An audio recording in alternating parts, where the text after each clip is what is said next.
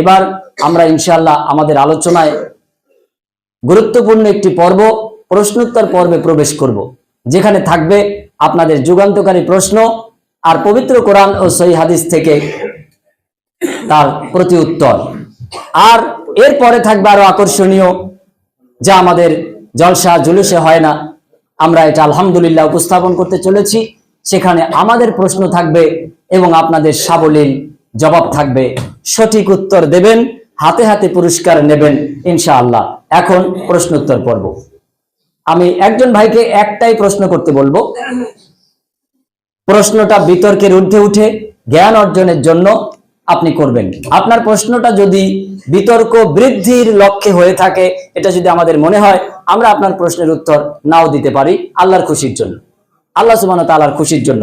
অতএব আপনারাও খুশি থাকবেন, লিখিত পরে থাক, মৌখিক মাইক্রোফোন দিয়ে দেন। একজন ভলান্টিয়ার্স আসুন, আমাদের হাতে টাইম কম, অতএব ক্ষমা সুন্দর দৃষ্টি কামনা করছি। আলহামদুলিল্লাহ, কথা হবে না, সবাই বসুন। ভলান্টিয়ার্স দুজন, যিনি প্রশ্ন করবেন একটু হাত উঁচু করুন। একজন প্রথম, সময় নষ্ট করা যাবে না, হাতের সময় খুব কম। আমরা ঠিক 8:30 ইনশাআল্লাহ এখান থেকে দোয়া পাঠের মাধ্যমে হাতে টিফিন নিয়ে বেরিয়ে যাবো ইনশাআল্লাহ। আমরা সময়ের দিকে খুব অগ্রাধিকার দিয়ে থাকি। আসসালামু আলাইকুম। ওয়ালাইকুম আসসালাম। আমার একটা জানার বিষয় ছিল, বর্তমানে একটা আইডেন্টি দাবিদার আমি এক ভাইয়ের বিয়েতে বলে একটা বরযাত্রী করছে, এটা হারাম তো ইসলামে, বরযাত্রীর কথা কোনো সিস্টেমই নেই। সে বললো মেয়ের বাপটা কি বলেছে যত সংখ্যক মানে বরযাত্রী আসবে কোনো সমস্যা নেই, তারা ইচ্ছাকৃত হয়ে বলেছে, এটা কি মানে ঠিক হয়েছে না? আলহামদুলিল্লাহ, কারণে বলেছে। প্রশ্ন সংক্ষেপ করুন, ইনশাআল্লাহ আমাদের প্রশিক্ষণ আছে। বসুন। আলহামদুলিল্লাহ, বসুন। ভাই প্রশ্ন করলেন, আপনারা শুনলেন বিবাহের বরযাত্রী সম্পর্কে। একটা হলো ইসলামিক বিবাহ, যেটা কোরআন ও সুন্নাহ অনুযায়ী, আরেকটা হলো অন ইসলামিক প্রচলিত বিবাহ। আমাদের সমাজে যেটা চলছে এটা হলো প্রচলিত বিবাহ। এর সাথে 100%-এর হয়তো 1%, 2% ইসলামী বিবাহের সম্পর্ক আছে। প্রায় সবটাই 95, 97, 98%ই কৃষ্টি কালচার অন ইসলামিক, ইসলামের সাথে কোনো সম্পর্ক নেই। বরযাত্রীর ব্যাপারে এটা তো একেবারেই জঘন্য। অতএব এ সম্পর্কে আপনি পবিত্র কোরআন সূরা নিসা, সূরা বাকারা, সূরা নিসার 1 থেকে 25 নম্বর আয়াত, সূরা বাকারার 225 থেকে 35 নম্বর আয়াত ইত্যাদি পবিত্র কোরআনের আরো অনেক আয়াত আছে। সেই বুখারীর কিতাবুন নিকাহ অর্থাৎ বিবাহ অধ্যায়, সেই মুসলিম কিতাবুন নিকাহ, আবু দাউদ, তিরমিজি, নাসাই, ইবনে মাজাহ, বাইহাকি, দারামি, দারাকুতনি, মুওয়াত্তা মালিক, মুসনাদ আহমদ ইত্যাদি ইত্যাদি হাদিসের কিতাবে বিবাহ অধ্যায় পড়ে ইসলামিক বিবাহ জানুন এবং সেইভাবে নিজে বিবাহ সম্পাদন করুন, সন্তান সন্ততিদেরকে বিবাহ সম্পাদন দিন এবং এই সমাজে ইসলামিক বিবাহ চালু করুন। যেটা আমাদের সমাজে চলছে সম্পূর্ণ প্রায় ইসলামিক বিপরীত। এর থেকে আমাদের বেঁচে থাকা অত্যন্ত জরুরি। বরযাত্রীর ব্যাপারে প্রশ্ন, বরযাত্রী, বরের সাথে অনেক মানুষ যাবে, ছেলে মেয়ে একসাথে, এটা ইসলামে কোনোভাবেই নির্দেশিত নয়। অল্প সংখ্যক যেতে পারে, তবে সেখানে খাওয়া দাওয়ার কোনো আয়োজন হবে না। শুকনা খুরমা খেজুর অথবা কোনো মিষ্টি, খুতবা পাঠ হবে, ইজাব কবুল হয়ে যাবে, দেন মোহরানা প্রদান হবে। আলহামদুলিল্লাহ, মেয়েকে নিয়ে চলে আসবেন। এরপর বউ ভাত, অলিমা, ছেলের বাড়িতে ছেলের খরচায় বা ছেলের বাপের খরচায় হতে পারে, সেখানে হবে। সেখানে আপনি অঢেল মানুষকে হালাল উপার্জিত অর্থ দিয়ে খাদ্যের আয়োজন করে খাসি, গরু, উট আলহামদুলিল্লাহ জবাই করে খাওয়াতে পারেন। এটা অনুমোদিত। বিবাহ উপলক্ষে একমাত্র বৈধ অনুষ্ঠান খাদ্য, সেটা হলো অলিমা, বউ ভাত, ছেলের বাড়িতে, বরের বাড়িতে, মেয়ের বাড়িতে কোনো রান্না হবে না। এটাই ইসলাম। আশা করি বুঝতে পেরেছেন। Next question. একটু পরে আপনারা হ্যান্ডবিল দেবেন, কাগজগুলি দেবেন, সময় দেবো আমরা। প্লিজ আপনাদের কাছে বলছি, বিশৃঙ্খলা করবেন না। আপনারা একটা করে কাগজ পাবেন, পুরস্কার পাবেন, প্লাস একটা করে টিফিন প্যাকেট পাবেন। আলহামদুলিল্লাহ, সেটা একেবারে টিফিন বক্সের সাথে আপনাদের কাছে দেব। এখন একটা কাগজ দেব, আপনারা পড়বেন। এই গুরুত্বপূর্ণ টাইম আমরা নষ্ট করতে চাইছি না। ইসলাম শিষ্টাচারে গুরুত্ব দেয়। অতএব আপনি নৈতিকতা অবলম্বন করুন, সর্বোচ্চ দৃষ্টান্ত স্থাপন করুন। এই হল, এটার মধ্যে সার রাখা হবে, আল্লাহ যেন বরকত দান করে, কিন্তু তার আগে ইসলাম প্রচার করা হচ্ছে। আল্লাহ সুবহানাহু ওয়া তাআলা আমাদেরকে কবুল মঞ্জুর করুক, আমিন সুম্মা আমিন। Next question. আসসালামু আলাইকুম। ওয়ালাইকুম আসসালাম। আজকে একেবারে কিভাবে পড়বো এটা একটু বিশ্লেষণ করবেন। আলহামদুলিল্লাহ, ভাই প্রশ্ন করেছেন 4 রাকাত সুন্নাত কিভাবে করব। আপনি ফরজ 5 ওয়াক্ত নামাজের আগে পরে যে রাকাত বিশিষ্ট সুন্নাত আছে, এই সালাতগুলি ফজরের আগে 2 রাকাত, জোহরের আগে 4 রাকাত এবং পরের রাকাত সমূহ, এরপরে আসরের আগে 4 রাকাত, তারপরে এশার আগে পরে ইত্যাদি।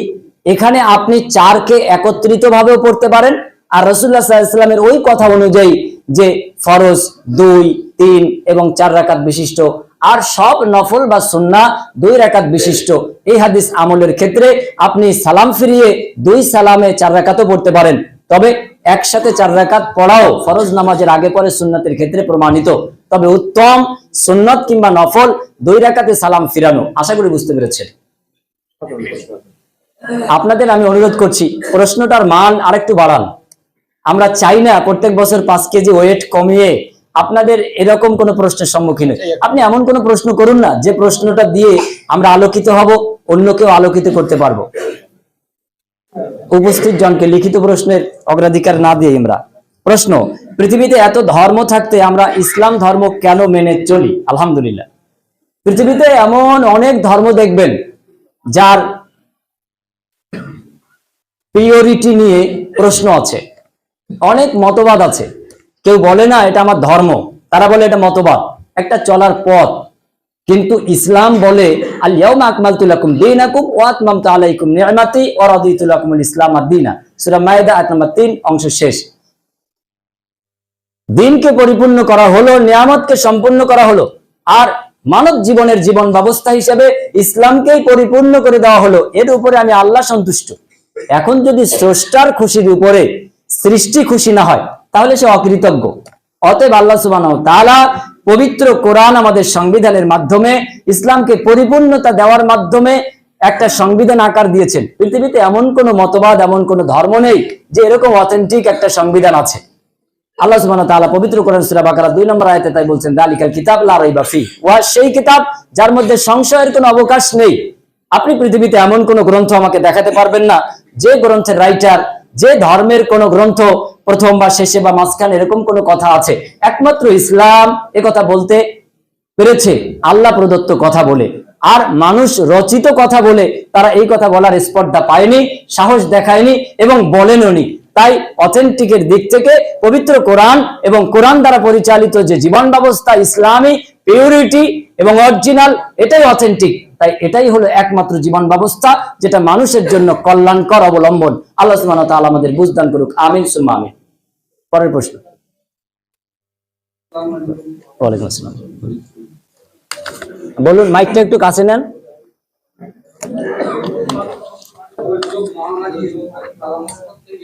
মাইক ম্যান, মাইকটা অফ করা আছে বলে। আসসালামু আলাইকুম। দুর্যোগ, মহামারী, রোগ বালা মুসিবত থেকে হেফাজতের জন্য যে দোয়াখানি করা হয় গরু জবাই করে, এটা কি ইসলামের শরীয়ত সম্মত? এটা জানতে। আলহামদুলিল্লাহ ভাই, প্রশ্ন জানার উদ্দেশ্যে আলহামদুলিল্লাহ আমাদের এই প্রশিক্ষণ আছে, গভীর সংগ্রাম আমাদের এই জীবনের। আলহামদুলিল্লাহ, আল্লাহ যেন আমাদের কবুল করেন, আল্লাহর রাস্তায় যেন আমরা কোরবান হতে পারি, আমিন সুম্মা আমিন। আমার ভাই প্রশ্ন করেছেন, আপনারা অনেকে হেসেছেন, কেন হাসির খোরাক কেন? আল্লাহ সুবহানাহু ওয়া তাআলা মানব জাতিকে 5টি মৌলিক অধিকার দিয়েছেন, তার মধ্যে একটা হলো খাদ্য, একটা হলো বস্ত্র। অবশ্যই এটা জীবিত মানুষের, কারণ খাদ্যের প্রয়োজন হয় জীবন্ত মানুষের, বস্ত্রের প্রয়োজন হয় জীবন্ত মানুষের। অবশ্য আল্লাহ সুবহানাহু ওয়া তাআলা ইমানদার মানুষকে সম্মান দিয়েছেন, মৃত্যুর পরেও কাফনের বিধান দিয়েছেন, আলহামদুলিল্লাহ। তো আমার ভাইয়ের প্রশ্ন হলো যে মৃত্যুর পরে এই সব অনুষ্ঠানগুলি বা ব্যবস্থাগুলি, উপকরণগুলি আমরা করব কিনা।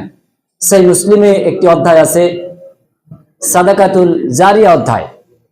রাসূলুল্লাহ সাল্লাল্লাহু আলাইহি ওয়াসাল্লাম সেখানে বলেছেন, মানুষ যখন মারা যায় তখন তার সব আমলের দরজা বন্ধ হয়ে যায়। ইদা মাতাল ইনসানু ইনকাতা আনহু আমালু ইল্লা মিন সালাসা, 3টি দরজা খোলা থাকে। আও সাদাকাতিন জারিয়া, যে দান রান করতে পারে, দৌড়াতে পারে, সাদকা জারিয়া, আজকে শুরু করলেন চলতে থাকবে দীর্ঘদিন। আও ইলমিন ইউনতাফাউ বিহি, এবং তার জীবদ্দশায় ইলম অর্জন করে গেছিল, বিতরণ করে গেছে, সেই ইলম দিয়ে মানুষ কল্যাণ লাভ করছে, পেতে থাকবে কিয়ামত পর্যন্ত সে কবর জগতে, পরকালীন জীবনে। ওয়ালাদিন সালিহি ইয়াদুলাহ, আর যে রক্ত আওলাদ সন্তান সন্ততি রেখে গেছে, তারা তার জন্য যে ভালো কর্ম করছে, তার জন্য আল্লাহর কাছে মাগফিরাত কামনা করছে, এগুলি পেতে থাকবে। আল্লাহর নবী বলছেন, আবু হুরায়রা বর্ণনা করছেন যে এই তিনটি রাস্তা ছাড়া সমস্ত রাস্তা বন্ধ। আলহামদুলিল্লাহ।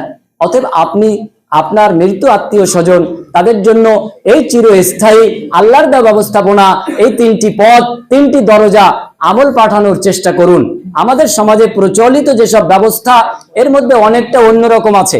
কোনোটা আছে আমাদের পকেট ভরার জন্য, কোনোটা আছে আমাদের স্বাস্থ্যকে ভারী করার জন্য, আর কোনোটা আছে রীতি রেওয়াজ যার সাথে ইসলামের সম্পর্ক নেই। আমি আপনাকে এই কথা বলবো না যে আপনি গরু জবাই করে খাওয়াবেন না, আপনি খাওয়ান, আপনার অর্থ আছে, আজকেই খাওয়ান, আলহামদুলিল্লাহ। কিন্তু আজকের এই আয়োজিত মানুষজনকেই খাওয়াতে হবে, এক মসজিদ মুসল্লিদেরকেই খাওয়াতে হবে এমন কেন? আপনি বাগজোলা হাটে অনেক মিসকিন আছে, এতিম আছে, ভিখারি আছে, আপনি দাওয়াত দিয়ে খাওয়ান। ইসলাম এই খাদ্যের অধিকার সকলকে দিয়েছে। আল্লাহ সুবহানাহু ওয়া তাআলা যে ব্যবস্থা দিয়েছে সেটা প্রশস্ত এবং মানুষের অধিকারভুক্ত।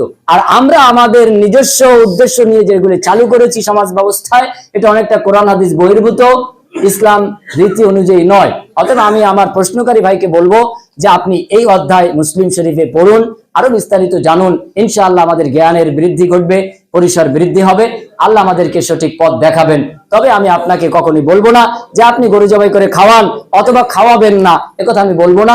যেহেতু আল্লাহ সুবহানাহু ওয়া তাআলা ইসলামের জন্য এই ধার্য পথ দিয়েছেন, সেটাই আমাদের অবলম্বন করা, সুন্নাহ ভিত্তিক জীবন আল্লাহ সুবহানাহু ওয়া তাআলা তাই আমাদের ধার্য করেছেন। আশা করি বুঝতে পেরেছেন। আসসালামু আলাইকুম। ওয়ালাইকুম আসসালাম। আমি যে প্রশ্ন করেছি আপনি সেটার উত্তর দেন, অন্যটা বলুন। হ্যাঁ বলুন, আপনার কোনটা? আমি বলেছি যে এক মিনিট। রোগ বালা মুসিবত দুর্যোগ মহামারী থেকে বাঁচার জন্য যে গ্রামে দোয়াখানি করা হয় গরু জবাই করে, সেটা কি ইসলামের শরীয়ত সম্মত? শুনুন, আমি আপনার প্রশ্নটা শুনতে পেয়েছি, কিন্তু আমি একটু হিকমা অবলম্বন করে আরো বিস্তারিত উত্তরটা দিয়েছি যে আল্লাহ নবী সাল্লাল্লাহু আলাইহি সাল্লামের জামানা থেকে মৃত্যুর আগে পরে খাওয়া দাওয়ার মাধ্যমে কোনো ব্যবস্থা এমন চালু করেননি যে ব্যবস্থার আলোকে আল্লাহ সুবহানাহু ওয়া তাআলা ইসলামকে রক্ষা করবেন কিংবা ইসলামের কোনো মানুষকে রক্ষা করবেন। খাওয়া দাওয়ার এমন কোনো ব্যবস্থা আয়োজন ইসলাম দেয়নি। এগুলি আমরা অনেকে অনেকভাবে চিন্তা ভাবনা করে করেছি। এই ধরনের আরো অনেক কুসংস্কার বা অনেক নীতি আমাদের সমাজে চালু আছে, একেবারে পরিব্যক্তি। আমি তো আপনাদের প্রথমেই বলেছি যে এমন কোন প্রশ্ন যেটা বিতর্কের উদ্দেশ্যে যদি আমার মনে হয়, আমি সেই প্রশ্নের উত্তর নাও দিতে পারি আল্লাহর খুশির জন্য। এখন আপনি আপনার এলাকাটা ঘিরে রেখেছেন 2 লাখ টাকা খরচ করে, আর আপনাকে কালকে যেই একজন বলবে আমার 2 লাখ টাকা নষ্ট করে দিলে, না, আপনি না জেনে যেটা করেছেন আল্লাহ আপনাকে প্রতিদান দিয়ে দেবেন, কারণ আল্লাহ রহিম রহমান, তিনি গফুর গফফার। কিন্তু ইসলামে খাওয়া দাওয়ার মাধ্যমে আয়োজন করে কোনো এমন বিধান দেয়নি যে বিধানের আলোকে মৃত্যুর পরে মানুষ উপকৃত হতে পারে অথবা মৃত্যুর আগে মানুষ উপকৃত হতে পারে। রাস্তা ওই 3টে, মৃত্যুর পরের জন্য আর জীবিত মানুষের জন্য আল্লাহ সুবহানাহু ওয়া তাআলা 5টি মৌলিক অধিকার দিয়েছেন, যা আপনি সকলকে দিতে প্রস্তুত এবং সকলের কাছ থেকে আপনি পেতেও প্রস্তুত। আমিও পাবো, আপনিও পাবেন, সকলে পাবে। এই মৌলিক অধিকার এগুলি আপনি দেবেন। যদি সেই অধিকারের মধ্যে কেউ যদি না খাওয়ায়, না খাওয়াতে অভ্যস্ত হয়, তাকে যদি আপনি এভাবে কায়দায় ফেলে খাওয়াতে চান, তাহলে ওই হাদিসের আলোকে হতে পারে, কিন্তু এতে গ্রাম কোনো কল্যাণকর হবে না, গ্রাম থেকে জিনভূত যাবেও না, এবং এই সব জিনিস থেকে মানুষ হেফাজত হবে না। কারণ এটা রাসূলুল্লাহ সাল্লাল্লাহু আলাইহি ওয়াসাল্লামের জামানায় প্রচলিত ছিল না, রাসূল এবং সাহাবীদের যুগে এর কোনো হাদিস, এর কোনো নিশানা পাওয়া যায় না। আল্লাহ সুবহানাহু ওয়া তাআলা আমাদের সকলকে বুঝদান করুক, আমিন। আমাদের হাতে 5 মিনিট সময়। আসসালামু আলাইকুম। দুনিয়া সৃষ্টি হয়েছিল আমাদের আল্লাহ পাক রব্বুল আলামিন আমাদের নবীকে যদি সৃষ্টি না করতেন, তাহলে কি দুনিয়া সৃষ্টি করতেন না আল্লাহ পাক রব্বুল আলামিন? আমার ভাই প্রশ্ন করেছেন, আলহামদুলিল্লাহ।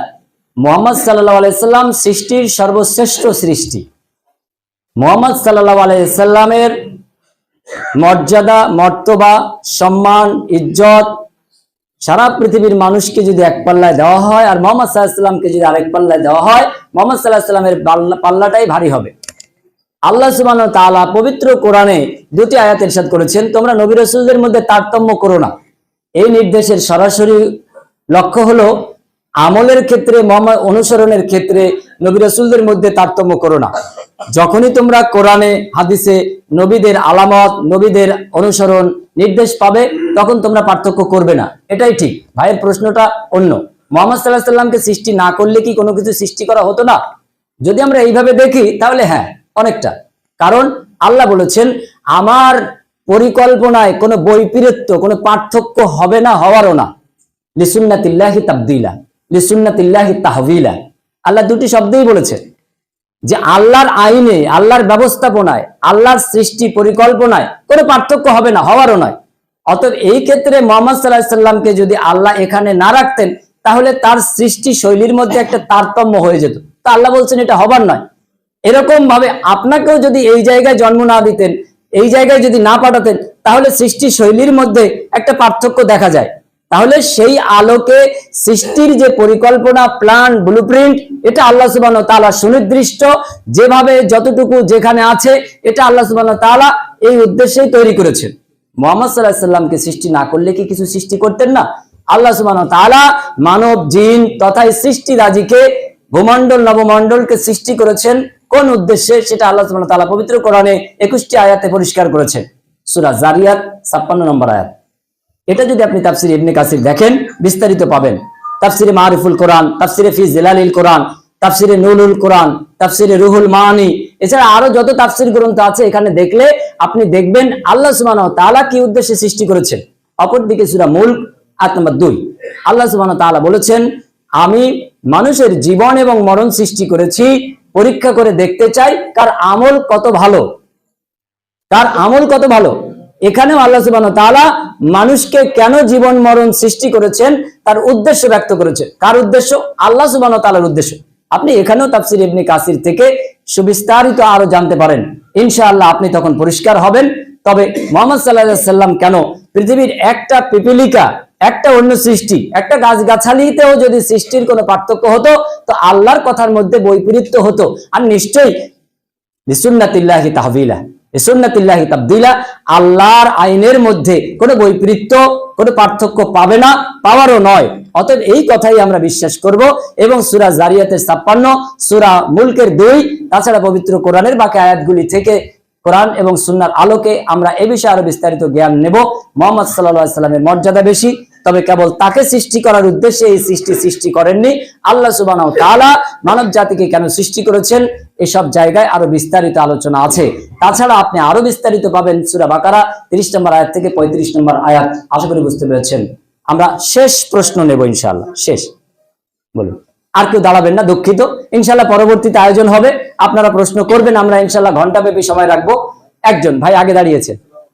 আমরা তো জানি যে একটা মেয়ে মাহরম পুরুষ ছাড়া বাড়ির বাইরে যেতে পারবে না। তাহলে একটা সাবালিকা মেয়েকে একটা মিশনের পুরুষের কাছে শিক্ষার জন্য দিয়ে আসছে, দুনিয়া শিক্ষার জন্য, কতটা বোঝা আছে একটু বলবেন। আবার ভাই প্রশ্ন করেছেন যে মেয়েদের শিক্ষার জন্য মিশনে দিয়ে এসছি, যেহেতু ইসলাম মহরিম ছাড়া বাহিরে যাওয়া বারণ করেছেন। নবী মুহাম্মদ রাসূলুল্লাহ সাল্লাল্লাহু আলাইহি সাল্লামের যে নির্দেশ, এই নির্দেশের যদি একটি অংশ খেলাফ হয়, তাহলে সে মিশনে কেন, হাটে বাজারে, বাগজোলা, বাদুড়িয়া, কলকাতা, দিল্লি, বোম্বাই সব জায়গায় যাওয়াই বারণ। মুহাম্মদ সাল্লাল্লাহু আলাইহি সাল্লামের নির্দেশ খেলাফ হয় এমন কোন কাজ করে সে যদি মসজিদেও যায়, সেটাও বারণ। সে যদি ধর্মসভায় আসে, সেটাও বারণ। এক্ষেত্রে দেখা যাবে ইসলামের শিক্ষার যে মূলনীতি, সেটা সে কতটুকু অগ্রাধিকার দিচ্ছে। ইসলাম শিক্ষার ব্যাপারে সব থেকে বেশি গুরুত্ব আরোপ করেছে। এমনকি অমুসলিমদের কাছ থেকে ইসলাম শিক্ষা অর্জনেরও তাগাদা দিয়েছেন। অনেক বন্দী আরববাসী যাদের ঈমান ছিল না, আল্লাহ নবী সাল্লাল্লাহু আলাইহি সাল্লাম তাদেরকে শিক্ষার বিনিময়ে মুক্ত করার ব্যবস্থা প্রদান করেছেন। আর নবী সাল্লাল্লাহু আলাইহি সাল্লামের এই সময় এমন অনেক নারী বন্দী, যাদের কাছ থেকেও শিক্ষার বিনিময়ে পুরুষ সাহাবীরা শিক্ষা অর্জন করেছেন এবং তাদের ছেড়ে দেওয়া হয়েছে, মুক্ত করে দেওয়া হয়েছে। অর্থের বিনিময়ে, শিক্ষার বিনিময়ে অথবা ঈমানের বিনিময়ে আল্লাহ সুবহানাহু ওয়া তাআলা তাদের মুক্তির ব্যবস্থা করেছেন। ভাইয়ের প্রশ্নটা হলো মিশনে রাখা। আমি যতটুকু জানি, মিশনারি স্কুলগুলির সাথে যুক্ত থাকার কারণে সেখানকার নিরাপত্তা এবং বাস্তব সময় উপযোগী কোনো ব্যবস্থা আমার দেখা দৃষ্টি যেসব মিশনারিগুলিতে আছে সেটা মহিলা দিয়ে নিয়ন্ত্রিত এবং সার্বিকভাবে তত্ত্বাবধানে সিসিটিভির মাধ্যমে তদারকিশীল একটা শিক্ষা ব্যবস্থা। এখানে মেয়েরা থাকে, তাদের তদারকিতে 24 ঘন্টা মহিলারা থাকেন। হ্যাঁ, ক্লাস নেবার সময় পুরুষরা আসেন, তবে ইসলামিক স্কুলগুলি বা মিশনগুলি তাদের হিজাবের ব্যবস্থা করেন, মুখমণ্ডলটা খোলা থাকে, হাতের 2 কবজি খোলা থাকে। এ ব্যাপারে পবিত্র কোরআনে গুরুত্বপূর্ণ কোনো বিষয় অর্জনের ক্ষেত্রে আপনার মুখমণ্ডল এবং 2 হাতের কবজি খোলা রাখার অনুমতি দিয়েছে, তবে সাবলীল সর্বক্ষেত্রে নয়। যেখানে আপনার ফিতনার আশঙ্কা আছে আপনি ভালো করে হিজাব করে মুখমণ্ডল ঢেকে থাকবেন, হাতের 2 কবজি ঢেকে থাকবেন, এটাই ইসলাম। তবে আপনাকে গুরুত্বপূর্ণ কোনো বিষয়, কল্যাণকর কোনো বিষয়, এক্ষেত্রে ইসলাম আপনাকে ইখতিয়ার দিয়েছে, সুযোগ দিয়েছে, পবিত্র কোরআনে স্পষ্ট আয়াত আছে। তো মিশনারি ওইসব মেয়েরা অথবা কোনো মাদ্রাসা অথবা কোনো স্কুল অথবা কোনো শিক্ষা বিদ্যালয়, সেখানে যদি এই ব্যবস্থায় ইসলামী হিজাব নীতি মেনে এবং তাদের যদি মহিলা দিয়ে নিয়ন্ত্রণ করা হয়, তাহলে এই ক্ষেত্রে মৌলিক বিষয় অধিকার অর্জনের জন্য ইসলাম সরল এবং প্রশস্ত ব্যবস্থা প্রদান করেছেন। ইসলাম সংকীর্ণ মনা নয়, ঘরের মধ্যে আটকে রাখার ব্যবস্থা প্রদানকারী নয়। ইসলাম মানুষের সামনে উপস্থাপন হয়েছে বিশ্বস্ত, আমানতদার এবং প্রশস্ত রাস্তা নিয়ে। অতএব যে রাস্তা শুরু হয়েছে আমার আপনার ঘরের দরজা থেকে, শেষ হয়েছে জান্নাতুল ফিরদাউসের দরজার সামনে, যে এখানে আমরা আরো যদি কোনো মিশনে, যদি কোনো মাদ্রাসায়, যদি কোনো শিক্ষা কেন্দ্রে, যদি কোনো ধর্মসভার পরিবেশে পর্দার কোনো খেলাফ হয়, আমরা সেটা গঠনমূলকভাবে পরামর্শ দিয়ে এবং সহযোগিতা করে আমরা সেই সমস্যাগুলি সমাধান করব। কিন্তু মৌলিক বিষয়ের বিরুদ্ধে আমরা এই ধরনের কোনো সুরসুরি দেওয়া বা অন্য ধরনের কোনো হিংসাত্মক বা কোনো ক্ষতিকারক দিক আমরা উপস্থাপন করব না। আমরা গঠনমূলকভাবে সেখানে পৌঁছে ইনশাআল্লাহ আমরা মৌলিক বিষয়, কল্যাণকর বিষয় প্রশস্ত হৃদয়ে আমরা তাদের সাথে ইনশাআল্লাহ আরো যুক্ত হব, যাতে করে আমরা সকলে 100% শিক্ষার মাধ্যমে এই সমাজকে, এই দেশকে, এই পৃথিবীকে কল্যাণ বয়ে দিতে পারি, পরকালীন জীবনে যেন আমরা জাহান্নাম থেকে মুক্তি পেতে পারি। আল্লাহ সুবহানাহু ওয়া তাআলা আমাদের সকলকে সুমতি ও সুতৌফিক ইনায়াত করুক, আমিন। ওয়া আখির দাওয়ানা আনিল হামদুলিল্লাহি রাব্বিল আলামিন। আসসালামু আলাইকুম ওয়া রাহমাতুল্লাহি ওয়া বারাকাতুহু। সম্মানিত উপস্থিতি, এ পর্যন্ত আমি আমার আলোচনার ইতি করছি। ভুল ভ্রান্তি ক্ষমা সুন্দর দৃষ্টিতে দেখবেন। আর কোনো কোশ্চেন নিতে পারছি না, খুব দুঃখিত আপনাদের কাছে, টাইম নেই, 30এই শেষ করি। আলহামদুলিল্লাহ, প্রচুর লোক এখানে উঠেছে ভাই।